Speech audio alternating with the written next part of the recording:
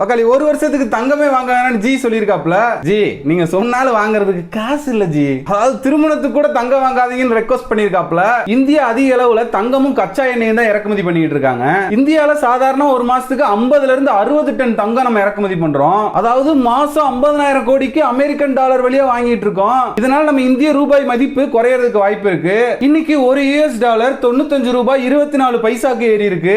ஏன்னா already four பதட்டம் காரணமா இன்னும் நமக்கு கச்சா எண்ணெய் சரியா வந்து சேரல. அப்படி கச்சா எண்ணெய் வெளியே வாங்கினாலுமே நமக்கு போதுமான அளவு இல்ல. அதனால மேக்ஸிமம் எல்லாத்தையும் ஒர்க் ஃப்ரம் ஹோம் பண்ண சொல்லியிருக்காங்க. இப்படி பிரைம் மினிஸ்டரே தங்கம் வாங்க வேணாம்னு சொல்லியிருக்காரு. ஒருவேளை இன்னும் கொஞ்ச நாள் தங்க விலை குறைஞ்சிரும் போல, அதுக்கப்புறம் வாங்கிக்கலாம்னு எல்லாரும் தள்ளி போட ஆரம்பிச்சாங்கன்னா பெரிய பெரிய நகை கடைகள் பாதிக்குமான்னு தெரியல. ஆனா சின்ன சின்ன நகை கடைகள் கண்டிப்பா பாதிக்கும். ஏன்னா அவங்களுக்குலாம் சேல்ஸ் கம்மியாச்சுன்னா இழுத்து மூடிட்டு போற நிலைமை தான். அதே மாதிரி பெரிய பெரிய கடைகள்லயும் சேல்ஸ் கம்மியாச்சுன்னா, ஏன்னா சேல்ஸே கம்மியா இருக்கு, உங்களுக்கு சம்பளம் கொடுக்க முடியாது, நிறைய பேரை வேலையை விட்டு அனுப்ப வாய்ப்பு இருக்கு.